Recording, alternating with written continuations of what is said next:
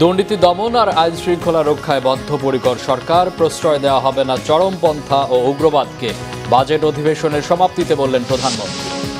দুর্নীতি দমনে সরকারের সদিচ্ছার প্রতিফলন দেখতে চায় বিরোধী দল, সংসদে বলেছেন বিরোধী দলীয় নেতা। বললেন, ফ্যাসিবাদের ভাইরাস এখনো আছে। আজও শিক্ষার্থীদের বিক্ষোভ, সচিবালয় অভিমুখে লং মার্চ। বৃষ্টিতে এইচএসসি পরীক্ষা দিতে ব্যর্থদের চট্টগ্রাম বোর্ডের সাথে সুযোগের আশ্বাস শিক্ষামন্ত্রী। হাসিনা সহ বিগত সরকারের বিভিন্ন ব্যক্তি ও প্রতিষ্ঠানের কাছ থেকে ৭৬,০০০ কোটি টাকার সম্পদ জব্দ, গণহত্যায় জড়িতদের বিচার নিশ্চিতের আশ্বাস চিফ প্রসিকিউটরের। দেখছিলেন সংবাদ শিরোনাম। দুর্নীতি দমন ও আইন শৃঙ্খলা রক্ষা বর্তমান সরকারের সর্বোচ্চ অগ্রাধিকার বলে সংসদকে জানিয়েছেন প্রধানমন্ত্রী তারেক রহমান। বাজেট অধিবেশনের সমাপনী বক্তব্যে প্রধানমন্ত্রী ও সংসদ নেতা বলেন, সই করা জুলাই সনদ পুরোপুরি বাস্তবায়নে সরকার দায়বদ্ধ। বলেন, বাংলাদেশে চরমপন্থা বা উগ্রবাদের ঠাঁই হবে না। মুক্তিযুদ্ধের চেতনার নামে মানুষের অধিকার হরণ করার কোনো সুযোগ থাকবে না বলেও জানান প্রধানমন্ত্রী। রিপোর্ট রিশান নাসরুল্লাহ। প্রধানমন্ত্রীকে সমাপনী বক্তব্য রাখার জন্য আহ্বান জানাচ্ছি। ত্রয়োদশ জাতীয় সংসদের চলতি বাজেট অধিবেশনে বুধবার শেষ কার্যদিবসে বক্তব্য দেন প্রধানমন্ত্রী তারেক রহমান। প্রধানমন্ত্রী তার বক্তব্যে বলেন, বাজেটের সুফল জনগণের কাছে পৌঁছাতে হলে সরকার বেসরকারি সব কর্তৃপক্ষের সহযোগিতা দরকার। বলেন, অনেক বিষয়ে মত দ্বিমত থাকবে, কিন্তু আলোচনা হবে দেশের কল্যাণের জন্য। জনগণের কাঙ্ক্ষিত এই সংসদ, প্রত্যেক সংসদ সদস্যের প্রচেষ্টায় জনগণের সংসদ হয়ে উঠেছে। আমাদের মধ্যে হয়তো দ্বিমত আছে, কিন্তু সংসদের উভয় পক্ষ প্রাণবন্ত আলোচনা করেছে, যে যার চিন্তা উপস্থাপন করতে সক্ষম হয়েছেন। মাননীয় স্পিকার, এটাই হচ্ছে গণতন্ত্রের সৌন্দর্য, এটাই হচ্ছে সংসদীয় গণতন্ত্রের মাধুর্য। এই পবিত্র জাতীয় সংসদের দক্ষিণ প্লাজায় আমরা নির্বাচনের আগে প্রায় সবগুলো রাজনৈতিক দল, আজ আমার দল, একই সাথে বিরোধী রাজনৈতিক দল, আমরা এই জুলাই সনদ স্বাক্ষর করেছিলাম। মাননীয় স্পিকার, আগেও বলেছি, আজও বলছি, পরিষ্কারভাবে ব্যর্থহীন ভাষায় আমি বলতে চাই, আমরা জুলাই সনদ যেটি স্বাক্ষর করেছিলাম, স্বাক্ষরিত প্রতিটি জুলাই সনদের স্বাক্ষরিত প্রতিটি দফা বাস্তবায়নে আমরা জনগণের কাছে দায়বদ্ধ, অঙ্গীকারবদ্ধ। মাননীয় স্পিকার, তারেক রহমান বলেন, ন্যায় পরায়ণতা ও ন্যায় বিচার হবে রাষ্ট্রের শেষ কথা। বাংলাদেশে ধনী অথবা গরিব কেউই বৈষম্যের শিকার হবেন না, এবং দৃঢ়ভাবে আমরা প্রত্যেকে বিশ্বাস করি সেই বাংলাদেশ, যে বাংলাদেশে চরমপন্থা কিংবা উগ্রবাদের কোন রকম ঠাঁই হবে না। মাননীয় স্পিকার, যে বাংলাদেশে মুক্তিযুদ্ধের চেতনার নামে কেউ মানুষের গণতান্ত্রিক অধিকার হরণ করবে না। মাননীয় স্পিকার, স্বৈরাচারের সময় কিভাবে প্রতি বছর এই দেশ থেকে $16 বিলিয়ন পাচার করে দেওয়া হয়েছে, যার ফলে বিরোধী দলীয় নেতা ওনার বক্তব্যে যে রাস্তাঘাট বা যেটারই উনি বিবরণ দিয়ে থাকুক না কেন, এই সকল সমস্যাগুলো একটি অন্যতম কারণ হচ্ছে এই দুর্নীতি। মাননীয় স্পিকার, এবং এই দুর্নীতিকে যে কোনোভাবেই হোক, সেটি হাত বেঁধেই হোক, টুটি চেপেই হোক, যে কোনোভাবে নিয়ন্ত্রণ করতে বর্তমান সরকার মাননীয় স্পিকার বদ্ধপরিকর।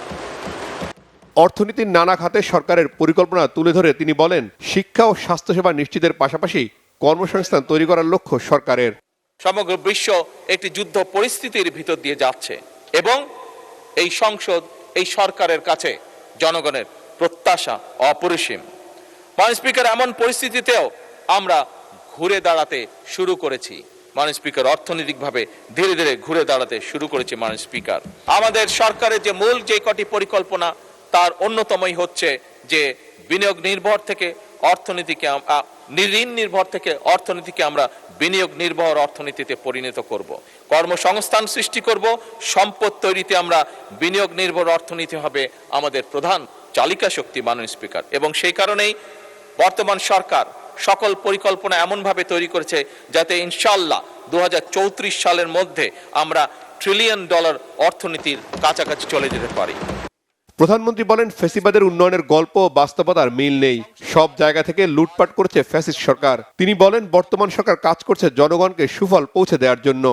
সেই ফ্যাসিবাদের উন্নয়নের সেই গল্প এবং বাস্তবতার মধ্যে কোনোই মিল পায়নি। মাননীয় স্পিকার, সবশেষে অধিবেশন সমাপ্তির ঘোষণা দেন স্পিকার। সমাপ্ত ঘোষণা করছি। রিশান নাসরুল্লাহ, বাংলা ভিশন, ঢাকা। সংসদের বিরোধী দলীয় নেতা ডাক্তার শফিকুর রহমান বলেছেন, ফ্যাসিস্টের ভাইরাস এখনও সক্রিয় রয়েছে। বিরোধী দলের ইতিবাচক ভূমিকা অনেকের সহ্য হচ্ছে না। বললেন, আর্থিক খাতে শৃঙ্খলা ফেরাতে দুর্নীতি দমনে সরকারের ইচ্ছার প্রতিফলন দেখতে চান তারা। জুলাইকে ইতিহাসের অংশ হিসেবে সংরক্ষণের দাবিও জানান ডাক্তার শফিক। রিপোর্ট সৈয়দ আব্দুল মুহিতের। এবং তার উপর বুধবার জাতীয় সংসদে বাজেট অধিবেশনের সমাপনীতে বক্তব্য দেন সংসদের বিরোধী দলের নেতা ডাক্তার শফিকুর রহমান। চলমান বন্যা, প্রাথমিক শিক্ষা সহ নানা বিষয় উঠে আসে তার বক্তব্যে। সরকারের বিভিন্ন আর্থিক পদক্ষেপে বিরোধী দলের প্রতি ইনসাফ না হওয়ায় উদ্বেগ জানান তিনি। সরকারি দলের যারা সংরক্ষিত আসনের সম্মানিত সদস্যবৃন্দ আছেন তাদেরকেও অ্যালটমেন্ট দেওয়া হয়েছে, ফান্ড অ্যালোকেশন করা হয়েছে, কিন্তু আমার জানা মতো বিরোধী দলের কাউকে এটা করা হয়নি। এটা ন্যায্য হবে না, এটা অন্যায্যতা। আমি এই ব্যাপারে মাননীয় প্রধানমন্ত্রীর দৃষ্টি আকর্ষণ করেছি ব্যক্তিগত পর্যায়ে। আমি আশা করব তিনি অ্যাটেনশন দেবেন। বিরোধী দলের আসনে সংরক্ষিত নারী আসনের দায়িত্ব দেয়ায় কনফ্লিক্ট তৈরি করছে বলে সংসদকে জানান। অতীতের খারাপ সংস্কৃতি থেকে বের হয়ে আসার কথাও শুনিয়েছেন সংসদকে। এখানে আমরা অবশ্যই সমালোচনা করব, কিন্তু এটা হবে সংসদের ব্যাকরণকে অনুসরণ করে, এটাকে লঙ্ঘন করে না। আলহামদুলিল্লাহ, আমি প্লিজড, আমি পার্শিয়ালি কনভিন্সড, যথেষ্ট উন্নতি হয়েছে। কিন্তু কিছু কিছু ভাইরাস এখনো আমাদের মাঝে ক্রিয়াশীল আছে, এটাও দূর হয়ে যাক দোয়া করি। আমাদেরকে অনেক কিছু বলা হচ্ছে, বিভিন্ন দিক থেকে আমাদেরকে নেগেটিভলি ক্রিটিসাইজ করা হচ্ছে যে আপনারা এত ভদ্র কেন। আর্থিক খাতে সংস্কার না হলে দুর্নীতি দূর করা অসম্ভব। এজন্য শক্ত পদক্ষেপ নেয়ার আহ্বান জানান বিরোধী দলীয় নেতা। আমরা আপাতত চাচ্ছি দুর্নীতির হাত চেপে ধরেন এবং হাতের মধ্যে কড়া লাগাই দেন, হ্যান্ডকাপ পরাই দেন, দিয়ে বলেন যে আর বাড়াবাড়ি করলে পায়েও তোমাকে ক্রস বেড়ি লাগাই দেব। এরপরে যদি আর বাড়াবাড়ি করো তাইলে ঠিকই মুখে তালা দিয়ে দেব, তখন টুটি চেপে ধরা হবে ইনশাল্লাহ। এই ক্ষেত্রে যদি এই দুর্নীতির সাথে আমি কিংবা এখানকার কেউ জড়িত থাকে, কাউকেই ছাড় দেওয়া উচিত নয়। জুলাইকে ধারণ করে এগিয়ে যেতে সব দলকে একসঙ্গে কাজ করতে হবে বলেও সংসদকে জানান জামাতের আমির। আমরা সরকারি দল থেকেও বলছি জুলাই আমাদের, বিরোধী দল থেকেও বলছি জুলাই আমাদের। তাহলে এই জুলাইটা যেন সত্যিকারেই আমাদের হয় সেটা আমরা দেখতে চাই। জুলাই অধিদপ্তর যেটা করেছেন তার আওতায় শহীদদের প্রোফাইল, তার আওতায় আহত পঙ্গু যারা আছে তাদেরকে তুলে আনার এই বিষয়টা ইতিহাসের অংশ হিসাবে সংরক্ষণের তিনি কার্যকরী উদ্যোগ নেবেন, এটা আমি আশা করি। সৈয়দ আব্দুল মুহিত, বাংলা ভিশন, ঢাকা। প্রধানমন্ত্রী তারেক রহমান বলেছেন, শিশুদের সামাজিক মূল্যবোধ ও নৈতিক শিক্ষায় গড়ে তুলতে পারলে সুন্দর জাতি গঠন করা সম্ভব হবে। পাঠ্য বইয়ে পারিবারিক সামাজিক মূল্যবোধ ও নৈতিক শিক্ষার বিষয় অন্তর্ভুক্ত করা হবে বলেও জানান প্রধানমন্ত্রী। প্রাইমারি শিক্ষকদের সমস্যা চিহ্নিত করে তাদের প্রশিক্ষণ দিয়ে দক্ষ করে গড়ে তুলতে সরকার কাজ করবে বলেও জানান তিনি। আরও জানাচ্ছেন জাহাঙ্গীর আকন্দ। আগারগাঁওয়ে বাংলাদেশ চীন মৈত্রী সম্মেলন কেন্দ্রে প্রাথমিক ও গণশিক্ষা মন্ত্রণালয়ের আয়োজনে প্রাথমিক শিক্ষা পদক অনুষ্ঠানে যোগ দেন প্রধানমন্ত্রী তারেক রহমান। অনুষ্ঠানে জাতীয় পর্যায়ে ক্রীড়ার সাংস্কৃতিক, কুইজ ও বিতর্ক প্রতিযোগিতায় বিজয়ীদের হাতে পুরস্কার তুলে দেন প্রধানমন্ত্রী। শিক্ষায় বিশেষ অবদান রাখা ব্যক্তি ও প্রতিষ্ঠানকে সম্মাননা প্রদান করেন প্রধানমন্ত্রী তারেক রহমান। এ সময় প্রধানমন্ত্রী বলেন, শিশুরা আগামী দিনের দেশ গড়ার কারিগর। দেশকে গড়তে হলে কারিগরদের গড়ে তুলতে হবে। শিক্ষার পাশাপাশি শিশুদের খেলাধুলা, সাংস্কৃতিক কর্মকাণ্ড এবং সহশিক্ষার উপর জোর দেন প্রধানমন্ত্রী। আমরা বাংলাদেশকে একটা সুন্দর দেশ গড়তে যে কারিগরদের লাগে, সেই কারিগরদেরকে আমরা গড়ে তুলছি আস্তে আস্তে। আমরা সিদ্ধান্ত নিয়েছি সরকার থেকে যে আমরা পর্যায়ক্রমিকভাবে বাংলাদেশের প্রাইমারি স্কুলের ক্লাস 1 থেকে ক্লাস 5 পর্যন্ত সকল বাচ্চাকে আমরা নতুন স্কুল ড্রেস দেবো ইনশাআল্লাহ। মিড ডে যে মিলটি আছে প্রোগ্রামের, আবহাওয়াগত কারণে, বিভিন্ন কারণে এটার কোয়ালিটিটা মেনটেন করা সম্ভব হয় না, হয়ে ওঠে না। আমরা আশা করছি দ্রুতই এ ব্যাপারে আমরা একটা সমাধান বের করতে পারবো এবং বাচ্চারা যাতে ভালো খাবার খেতে পারে, যেটা তাদের জন্য পুষ্টিকর হিসেবে কাজ করবে, যেটাতে তারা এনার্জি পাবে, যেটাতে তারা শার্প হবে তাদের মেমোরি, সেগুলোতে আমরা কাজ করছি। আমরা সিদ্ধান্ত গ্রহণ করেছি মেয়েদের পড়ালেখার সুযোগ আরও বিস্তৃত করার জন্য আমরা অনার্স পর্যন্ত মেয়েদের শিক্ষা ব্যবস্থা ইনশাল্লাহ ফ্রি করার সিদ্ধান্ত নিয়েছি। এবং শুধু একই সাথে নয়, প্রাইমারিতে যেরকম আমরা স্টাইপেন্ড দিচ্ছি, একইভাবে আমরা উচ্চশিক্ষার জন্য যারা ভালো রেজাল্ট করবে সেই সকল মেয়েদেরকে আমরা স্কলারশিপও ইনশাল্লাহ দিব। শিশুদের সামাজিক মূল্যবোধ ও নৈতিক শিক্ষার উপর জোর দেন প্রধানমন্ত্রী তারেক রহমান। আমরা যদি আমাদের ভবিষ্যৎকে সুন্দরভাবে গড়ে তুলতে চাই, আমরা সকলে মিলে যদি সচেষ্ট হই, বিশেষ করে প্রাইমারি স্কুলের শিক্ষক যারা আছেন তারা যদি এগিয়ে আসেন, তাহলে এই বাচ্চাদের মনে আমরা ভ্যালুস বা এথিক্স যেগুলো আছে সেগুলো আমরা তাদের মনের মধ্যে দিতে পারি, তাদেরকে সেই শিক্ষা, সেই জ্ঞানটি আমরা দিতে পারি। এবং আমি মনে করি ব্যক্তিগতভাবে একটি জাতির জীবনে যদি এথিক্স এবং ভ্যালুস শিক্ষা থাকে, তাহলেই আমরা একটি শক্তিশালী, সুন্দর, ডিসিপ্লিন একটি জাতি হিসাবে আমরা গড়ে তুলতে পারবো ধীরে ধীরে নিজেদেরকে। আমরা আগামী দিনের সিলেবাসগুলোর মধ্যে পারিবারিক ভ্যালুস বলেন, সামাজিক ভ্যালুস বলেন, ধর্মীয় ভ্যালুস বলেন, এইগুলোকে আমরা ইনক্লুড করতে চাই। প্রধানমন্ত্রী বলেন 5 বছরে 25 কোটি বৃক্ষরোপণ করা হবে। প্রতি বছর একটি করে বৃক্ষরোপণ করতে প্রাইমারি শিক্ষার্থীদের প্রতি আহ্বান জানান প্রধানমন্ত্রী। ছোট বন্ধুরা, তোমাদের যে সকল বন্ধুরা আসতে পারে নাই, তোমাদের সহপাঠীরা যারা আসতে পারেনি, সকলের কাছে আমার একটা মেসেজ পৌঁছে যেতে হবে। মেসেজটা হচ্ছে, এখন থেকে যখন বর্ষা আসবে, আব্বু আম্মুকে বলে রাখবে, টিচারকে বলে রাখবে যে যখন বর্ষার সিজন আসবে, প্রত্যেক বর্ষার সিজনে যতদিন পর্যন্ত তুমি বড় না হচ্ছ, তোমার বয়স যতদিন পর্যন্ত 20 বছর না হচ্ছে, প্রত্যেক বছর একটা করে গাছ লাগাতে হবে। পারবে? হ্যাঁ, তুমি গাছটা রোপণ করবে, গাছটাও বড় হবে, তুমিও বড় হবে, গাছটাও বড় হবে, তুমিও বড় হবে। তখন দেখবে তোমার যেরকম বন্ধু আছে, গাছটাও তোমার মতন বন্ধু হবে। অনুষ্ঠান শেষে দেশের বিভিন্ন প্রান্ত থেকে আসা প্রাইমারি স্কুলের শিক্ষার্থীরা মনোমুগ্ধকর সাংস্কৃতিক পরিবেশনা উপস্থাপন করেন। এর আগে সবুজ বিদ্যালয় কর্মসূচির আওতায় সারা দেশে সরকারি প্রাথমিক বিদ্যালয়ে গাছের চারা রোপণ কর্মসূচির আনুষ্ঠানিক উদ্বোধন করেন প্রধানমন্ত্রী। এরপর চীনমৈত্রী সম্মেলন কেন্দ্রে বিভিন্ন জেলার স্টলে প্রাথমিক শিক্ষা কার্যক্রমে নানা উদ্যোগ, উদ্ভাবনী কার্যক্রম এবং গৃহীত পদক্ষেপ ঘুরে দেখেন প্রধানমন্ত্রী তারেক রহমান। জাহাঙ্গীর আকন্দ, বাংলা ভিশন, ঢাকা। এদিকে প্রধানমন্ত্রী তারেক রহমানের সঙ্গে সৌজন্য সাক্ষাৎ করেছেন সৌদি আরবের পরিবহন ও রসদ পরিষেবা বিষয়ক উপমন্ত্রী ডক্টর রোমায় মোহাম্মদ আল রোমাইয়ের নেতৃত্বে রেড সি গেটওয়ে টার্মিনাল ইন্টারন্যাশনালের সিইও সহ একটি উচ্চ পর্যায়ের প্রতিনিধি দল। বুধবার জাতীয় সংসদ ভবনের প্রধানমন্ত্রীর কার্যালয়ে এই সৌজন্য সাক্ষাৎ অনুষ্ঠিত হয়। সাক্ষাতে বাংলাদেশ ও সৌদি আরবের দ্বিপাক্ষিক সৌহার্দ্যপূর্ণ সম্পর্ক, বিনিয়োগ এবং অবকাঠামো উন্নয়নে সহযোগিতা সম্প্রসারণের বিভিন্ন বিষয় নিয়ে আলোচনা হয়। ভবিষ্যতে এই সম্পর্ক আরও জোরদার করার প্রত্যয় ব্যক্ত করেন প্রতিনিধি দলের সদস্যরা। প্রধানমন্ত্রী বলেন, সৌদি আরবের সঙ্গে বাংলাদেশের দীর্ঘদিনের বন্ধুত্বপূর্ণ সম্পর্ক তার সরকারের কাছে অত্যন্ত গুরুত্বপূর্ণ। প্রতিনিধি দল প্রধানমন্ত্রীকে জানায়, Red C gateway Terminal International বাংলাদেশে 180 মিলিয়ন মার্কিন ডলার বিনিয়োগে একটি বে টার্মিনাল নির্মাণের পাশাপাশি বাংলাদেশের বন্দর ব্যবস্থাপনায় তাদের বিনিয়োগ 1 বিলিয়ন মার্কিন ডলারে উন্নীত করতে আগ্রহী। চলমান দুর্যোগের মধ্যেও এইচএসসি পরীক্ষা আয়োজনের প্রতিবাদে এবং শিক্ষামন্ত্রীর পদত্যাগের দাবিতে টানা দ্বিতীয় দিনের মতো রাজপথে শিক্ষার্থীরা। পরীক্ষা স্থগিত, দুর্যোগে ক্ষতিগ্রস্ত পরীক্ষার্থীদের পুনর্পরীক্ষার সুযোগ দেওয়ার দাবিতে প্রথমে সড়ক অবরোধ ও পরে সচিবালয় অভিমুখে লং মার্চ করেন এইচএসসি পরীক্ষার্থীরা। দাবি মানা না হলে আন্দোলন চালিয়ে যাওয়ার ঘোষণা তাদের। বিস্তারিত ফজলে রাব্বির প্রতিবেদনে।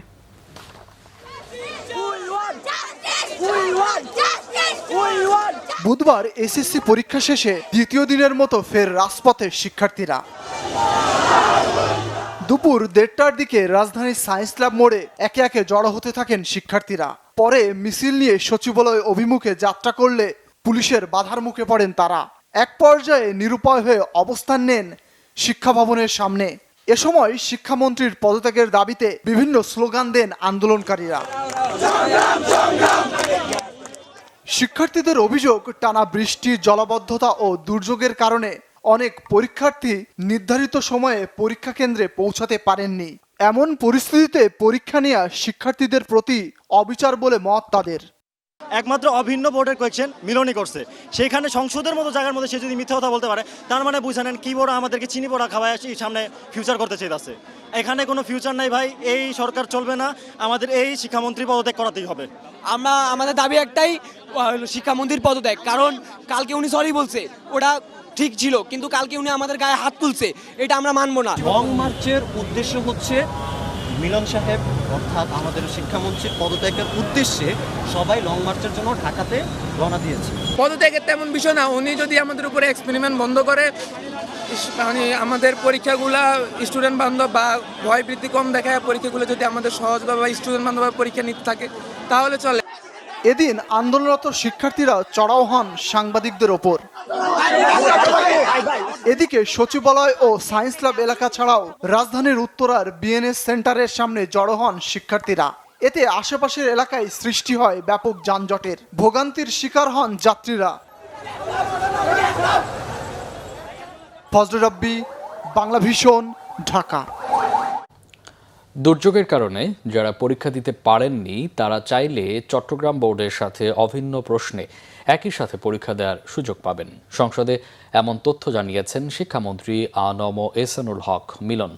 একই সাথে পদার্থবিজ্ঞানের ভুল দুটি প্রশ্নের ক্ষেত্রে পুরো নম্বর দেওয়া হবে শিক্ষার্থীদের।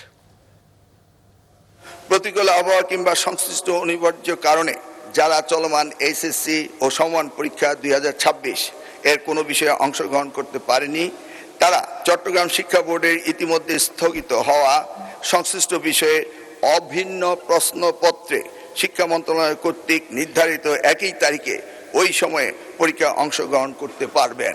মাননীয় স্পিকার, যেহেতু এইচএসসি পরীক্ষা শিক্ষার্থীদের জীবনে একটি অত্যন্ত গুরুত্বপূর্ণ ধাপ, তাই বিশেষ বিবেচনায় এই বিশেষ সুযোগ প্রদান করা হলো।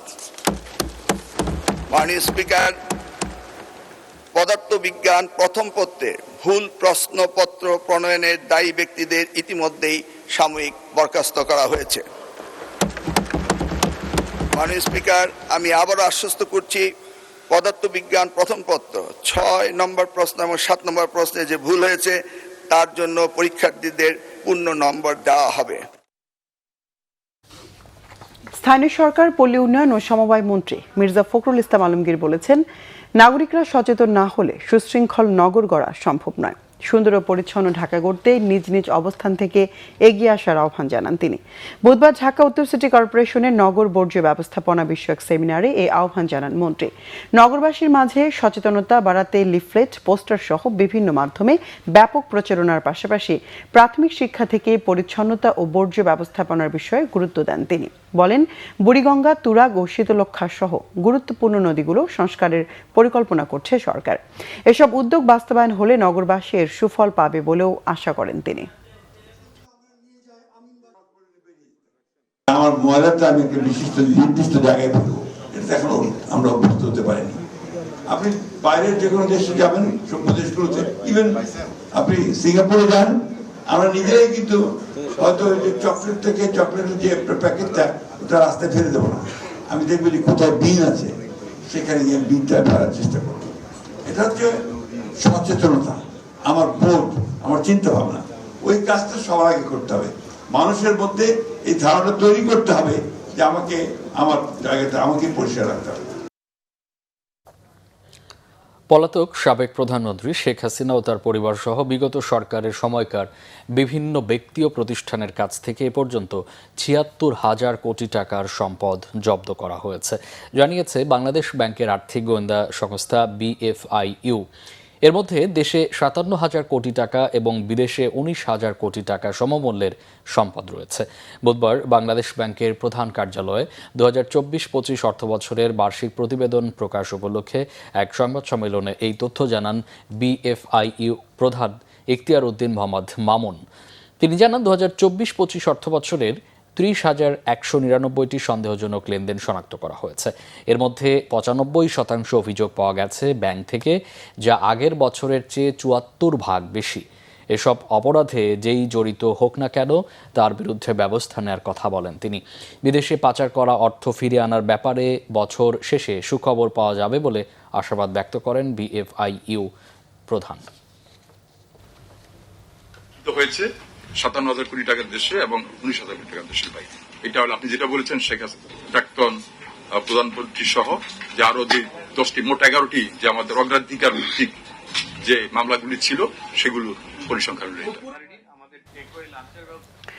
জুলাই গণ অভ্যুত্থানে 1400 শহীদের সবার পরিচয় শনাক্ত করে তাদের হত্যাকারীদের বিচার নিশ্চিতের প্রতিশ্রুতি পুনর্ব্যক্ত করেছেন চিফ প্রসিকিউটর আমিনুল ইসলাম।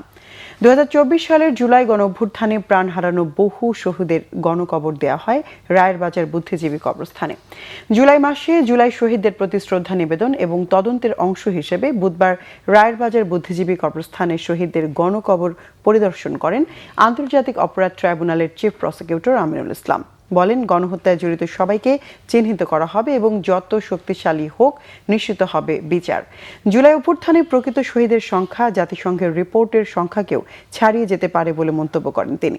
জাতিসংঘের রিপোর্ট অনুযায়ী 2024-এর গণ অভ্যুত্থানে 1400 জন নিহত এবং প্রায় 25,000 জন আহত হয়েছিলেন। মানবতাবিরোধী অপরাধে মৃত্যুদণ্ডপ্রাপ্ত পলাতক সাবেক প্রধানমন্ত্রী শেখ হাসিনার আত্মসমর্পণের কোনো সুযোগ নেই বলে মন্তব্য করেছেন স্বরাষ্ট্রমন্ত্রী সালাউদ্দিন আহমদ। বলেন, দেশে এলেই শেখ হাসিনাকে গ্রেফতার করে আদালতের রায় কার্যকর করা হবে। বুধবার বিকেলে ঢাকা বিশ্ববিদ্যালয়ের টিএসসি মিলনায়তনে ছাত্রদল আয়োজিত এক আলোচনা সভায় স্বরাষ্ট্রমন্ত্রী এসব কথা বলেন। সালাউদ্দিন আহমদ বলেন, যারা গণহত্যা চালিয়েছে তাদের প্রত্যেককে আইনের মুখোমুখি হতে হবে। আওয়ামী লীগ ও তাদের নেতাকর্মীদের ন্যূনতম অনুশোচনাও নেই। আওয়ামী লীগের ইতিহাস জনগণকে হত্যা, দমনপীড়ন ও বর্বরতার ইতিহাস। বলেন, দল হিসেবেও আওয়ামী লীগকে বিচারের আওতায় আনা হবে। আইনের মাধ্যমেই ফ্যাসিবাদী শক্তিকে চিরতরে পরাজিত করতে হবে। আওয়ামী লীগের প্রত্যাবর্তন এবং ষড়যন্ত্র রুখতে জাতীয় ঐক্যকে আরও সুদৃঢ় ও অটুট রাখার আহ্বান জানিয়েছেন স্বরাষ্ট্রমন্ত্রী। ফ্যাসিবাদী গণহত্যাকারী আওয়ামী লীগ এবং তার প্রধান শেখ হাসিনা এবং তাদের দলীয় নেতা কর্মীরা এই গণহত্যার জন্য তাদের ন্যূনতম কোনো অনুশোচনা নাই, ক্ষমা প্রার্থনা তো দূরের কথা। জুলাই যোদ্ধাদেরকে তারা অপরাধী হিসেবে তকমা দিচ্ছে। তারা বলছে যে জঙ্গিবাদী তৎপরতার মধ্য দিয়ে তাদেরকে নাকি রাষ্ট্র ক্ষমতা থেকে সরিয়ে দেওয়া হয়েছে। এই যখন অবস্থা, তারা আবারও বাংলাদেশের রাজনীতি করার স্বপ্ন দেখে এর চাইতে ঘৃণিত, লজ্জিত আর কোনো বাক্য হতে পারে না। জাতীয় নাগরিক পার্টি এনসিপির আহ্বায়ক নাহিদ ইসলাম বলেছেন, শেখ হাসিনার মামলার রায়ের আপিলের সময় শেষ। সরকারকেই সময় নির্ধারণ করে তাকে দেশে এনে ফাঁসির রায় বহাল রাখতে হবে। বুধবার জাতীয় ছাত্রশক্তির আয়োজনে ঢাকা বিশ্ববিদ্যালয়ের মোজাফফর আহমেদ চৌধুরী অডিটোরিয়ামে স্মরণগাথায় জুলাই বিপ্লবের দিনগুলি শীর্ষক আলোচনা সভায় কথা বলেন তিনি। বলেন, একটি দল জুলাই সনদ অক্ষরে অক্ষরে বাস্তবায়ন করার কথা বললেও তার কোনো নমুনা দেখা যাচ্ছে না। নাহিদ ইসলাম বলেন, জুলাই নিয়েই রাজনীতি করতে হবে। জুলাইয়ের রাজনীতি গণতন্ত্রের রাজনীতি, আর জুলাইয়ের বিপরীত রাজনীতি ফ্যাসিস্টের রাজনীতি। এ সময় ঢাকা বিশ্ববিদ্যালয়ের ভিসি ও শিক্ষক নিয়োগের নানা অব্যবস্থাপনা নিয়েও কথা বলেন নাহিদ ইসলাম। আলোচনা সভায় এনসিপির সদস্য সচিব আক্তার হোসেন বলেন, জুলাইয়ের পক্ষের শক্তির সকল দলকে ঐক্যবদ্ধ থাকতে হবে। ডিসেম্বরে আসবে কি কবে আসবে এটা বাংলাদেশ সরকারকে নির্ধারণ করতে হবে। এবং গতকালকে সরকারের জায়গা থেকেও স্পষ্ট করা হয়েছে যে শেখ হাসিনার আত্মসমর্পণের আসলে কোনো সুযোগ নাই। তিনি আসবেন এবং তাকে আসা মাত্রই এয়ারপোর্ট থেকে গ্রেফতার করা হবে এবং তার রায় কার্যকর করা হবে। তবে স্বরাষ্ট্রমন্ত্রী বলার সময় একটা ওনার স্বভাবসুলভভাবেই উনি এখানে একটা নোক্তা রেখেছেন, একটা ফাঁদ রেখেছেন যে আপিল করা যাবে কিনা। আপিল করা যাবে কিনা সেটা আইন ব্যবস্থা নেবে, আপিল করা যাবে না। শেখ হাসিনার মামলার আপিলের রায় যখন হয়েছে, আপিল করার সুযোগ ছিল 30 দিন। সেই 30 দিনে শেখ হাসিনার পক্ষ থেকে কেউ আপিল করে নাই, ফলে শেখ হাসিনার মামলার রায়ে কোনো আপিলের সুযোগ নাই। এবং আমরা আশা রাখি সুপ্রিম কোর্ট, মহামান্য আদালত কমপ্লিট জাস্টিস হিসেবে শেখ হাসিনার যে ফাঁসির রায়, সেই রায়কে বহাল রেখে সেটাকে কার্যকরের ঘোষণা দেবে। আরও কিছু খবর নিয়ে এবার দেখুন একটি ডেস্ক রিপোর্ট। দেশের বিভিন্ন জায়গায় ইন্টারনেট সেবাদাতা প্রতিষ্ঠানে হামলা, ভাঙচুর, লুটপাট ও চাঁদাবাজির প্রতিবাদে রাজধানীতে মানববন্ধন করেছে বাংলাদেশ মুঠোফোন গ্রাহক অ্যাসোসিয়েশন। জাতীয় প্রেসক্লাবের সামনের ফুটপাতে এই কর্মসূচি পালন করেন তারা। এ সময় বক্তারা হামলার সাথে জড়িতদের শাস্তি দাবি সহ ইন্টারনেট ব্যবসায়ী ও সেবা প্রদানকারীদের নিরাপত্তা নিশ্চিতের দাবিও জানান। সাতক্ষীরার শ্যামনগরে অসহায় ও দুর্যোগে ক্ষতিগ্রস্ত মানুষের মাঝে ত্রাণ সামগ্রী বিতরণ করেছে বর্ডার গার্ড বাংলাদেশ বিজিবি। উপজেলার নীলডুমুর ব্যাটালিয়ন সদর দপ্তরে ত্রাণ সামগ্রী বিতরণ করেন প্রধান অতিথি নীলডুমুর ১৭ বিজিবির অধিনায়ক লেফটেন্যান্ট কর্নেল খন্দকার আবু সহল আবদুল্লাহ। দিনাজপুরের নবাবগঞ্জ উপজেলায় নারী ও প্রান্তিক জনগোষ্ঠীর অধিকার সিদ্ধান্ত গ্রহণে অংশগ্রহণ এবং অন্তর্ভুক্তিমূলক নেতৃত্ব জোরদারের লক্ষ্যে 2 দিনব্যাপী জেন্ডার ডায়ালগ ও পারস্পরিক অভিজ্ঞতা বিনিময় কর্মশালা শুরু হয়েছে। নবাবগঞ্জ উপজেলা মডেল মসজিদ প্রশিক্ষণ হলরুমে এর আয়োজন করে সমান আওয়াজ প্রকল্প ও সিসিডিবি। দেশের অন্যতম শীর্ষ শিল্প প্রতিষ্ঠান আকিজ গ্রুপের জনপ্রিয় ব্র্যান্ড আকিজ পাইপস সারা দেশের ফুটবল প্রেমীদের জন্য নিয়ে এলো এক অভিনব ও রোমাঞ্চকর উদ্যোগ, Akij pipes football championship. Akij হাউসে আয়োজিত এক সংবাদ সম্মেলনে এই ব্যতিক্রমী ক্যাম্পেইনের আনুষ্ঠানিক ঘোষণা দেয়া হয়। চলমান ফিফা বিশ্বকাপকে ঘিরে ফুটবল ভক্তদের আবেগ ও উচ্ছ্বাসকে উদযাপন করতেই ব্র্যান্ডটি দেশব্যাপী এই ভিন্নধর্মী আয়োজন শুরু করতে যাচ্ছে। এ সময় ক্যাম্পেইনটির উদ্দেশ্য সম্পর্কে নানা তথ্য জানান প্রতিষ্ঠানের চিফ অপারেটিং অফিসার পৈতোষ চন্দ্র মিত্র ও আকিজ গ্রুপের head of brand Mohammad Sakibul Shahin. World University of Bangladesh WUBA 3 দিনব্যাপী business idea competition 2026 innovation for sustainable গ্রোথের সমাপনী ও পুরস্কার বিতরণ অনুষ্ঠান হয়েছে। বিশ্ববিদ্যালয়ের ফাউন্ডিং ট্রেজারার মোর্শেদা চৌধুরী অডিটোরিয়ামে এতে 126 জনেরও বেশি অংশগ্রহণকারী ও অতিথি উপস্থিত ছিলেন। স্বাগত বক্তব্য রাখেন বিশ্ববিদ্যালয়ের রেজিস্ট্রার অধ্যাপক জাকি ইমাম। প্রধান অতিথি ছিলেন ওয়ার্ল্ড ইউনিভার্সিটি অব বাংলাদেশের বোর্ড অব ট্রাস্টিজের ভাইস চেয়ারম্যান। অতিথি অব অনার ছিলেন ওয়ালটন হাইটেক ইন্ডাস্ট্রিজ PLCর অতিরিক্ত ব্যবস্থাপনা পরিচালক মোহাম্মদ নজরুল ইসলাম সরকার। বিশেষ অতিথির বক্তব্য রাখেন ইন্ডিপেন্ডেন্ট ইউনিভার্সিটি বাংলাদেশ IUB এর জেনারেল ম্যানেজমেন্ট বিভাগের প্রধান অধ্যাপক ডক্টর মোহাম্মদ মামুন হাবিব এবং ঢাকা বিশ্ববিদ্যালয়ের মার্কেটিং বিভাগের অধ্যাপক ডক্টর রফিউদ্দিন আহমেদ। সাম্প্রতিক বন্যায় ক্ষতিগ্রস্ত কক্সবাজার জেলার পেকুয়া উপজেলার উজানটিয়া ফোরকানের দোকান, সোনালীর বাজার, শিকদারপাড়া এবং চকরিয়া উপজেলার চিরিঙ্গা ইউনিয়নে অসহায় ও দুর্গত মানুষকে ত্রাণ সহায়তা এবং বিনামূল্যে চিকিৎসাপত্র ও ওষুধ দিয়েছে হামদর্দ ল্যাবরেটরিজ ওয়াকফ বাংলাদেশ। খাদ্য সামগ্রী, ওষুধ ও অন্যান্য নিত্য প্রয়োজনীয় সামগ্রী হাতে পেয়ে স্থানীয় বন্যা কবলিত পরিবারের বাসিন্দারা হামদর্দের এ মানবিক উদ্যোগকে স্বাগত জানান এবং দুর্যোগ কবলিত মানুষের পাশে দাঁড়ানোর জন্য প্রতিষ্ঠানের প্রতি কৃতজ্ঞতা প্রকাশ করেন। Additional managing director and head of marketing অধ্যাপক কামরুন নাহার হারুনের সার্বিক তত্ত্বাবধানে ত্রাণ বিতরণ কার্যক্রমে হামদর্দ ল্যাবরেটরিজ বাংলাদেশের সংশ্লিষ্ট কর্মকর্তারা, স্থানীয় জনপ্রতিনিধি, সমাজের বিশিষ্ট ব্যক্তি এবং স্বেচ্ছাসেবীরা উপস্থিত ছিলেন। নজরুলকে নতুনভাবে ধারণ করার প্রত্যয়ে এবছর ঘোষিত হয়েছে নজরুল বর্ষ। এ উপলক্ষে রাজধানীর সেগুনবাগিচায় বাংলাদেশ শিল্পকলা একাডেমির জাতীয় নাট্যশালা মিলনায়তনে আয়োজন করা হয় এক বিশেষ সাহিত্য সঙ্গীত সন্ধ্যা বর্ষায় নজরুল। স্বাগত বক্তব্য রাখেন বাংলাদেশ শিল্পকলা একাডেমির মহাপরিচালক রেজাউদ্দিন স্ট্যালিন। উপস্থিত ছিলেন সংস্কৃতি বিষয়ক মন্ত্রণালয়ের প্রতিমন্ত্রী আলী নওয়াজ মাহমুদ খৈয়ম। মুখ্য আলোচক ছিলেন ঢাকা বিশ্ববিদ্যালয়ের বাংলা বিভাগের অধ্যাপক তারিক মঞ্জুর। সভাপতিত্ব করেন সংস্কৃতি বিষয়ক মন্ত্রণালয়ের সচিব কানিজ মাওলা। বর্ণাঢ্য আনন্দ র্যালি, মনোজ্ঞ সাংস্কৃতিক অনুষ্ঠান এবং সাবেক শিক্ষার্থী প্রশিক্ষকদের মিলনমেলা ও স্মৃতিচারণের মধ্য দিয়ে উদযাপিত হলো পুরনো ঢাকার ঐতিহ্যবাহী সাংস্কৃতিক প্রতিষ্ঠান গ্যান্ডারিয়া কিশলয় কচিকাচার মেলার 54তম প্রতিষ্ঠা বার্ষিকী। মেলা প্রাঙ্গণে 2 দিনব্যাপী এই আনন্দ আয়োজনের সহযোগিতায় ছিল আজগর আলী হাসপাতাল এবং স্থাপত্য পরামর্শক প্রতিষ্ঠান আর্টেক। উৎসবের প্রথম দিন বর্ণাঢ্য আনন্দ র্যালির উদ্বোধন করেন 45 নম্বর ওয়ার্ডের সাবেক কাউন্সিলর ও ইস্ট এন্ড ক্লাবের আহ্বায়ক আব্দুল কাদির। দ্বিতীয় দিনের আয়োজনে ছিল মেলার সাবেক ও বর্তমান শিক্ষক, প্রশিক্ষক এবং শিক্ষার্থীদের মিলন মেলা ও স্মৃতিচারণমূলক বিশেষ অনুষ্ঠান গীতি কবিতায় বর্ষা। মেলার সাধারণ সম্পাদক নুসরাত ইয়াসমিন রুম্পার সঞ্চালনায় অনুষ্ঠানে অতিথি ছিলেন স্পেশাল ব্রাঞ্চের বিশেষ পুলিশ সুপার শরীফুল আলম।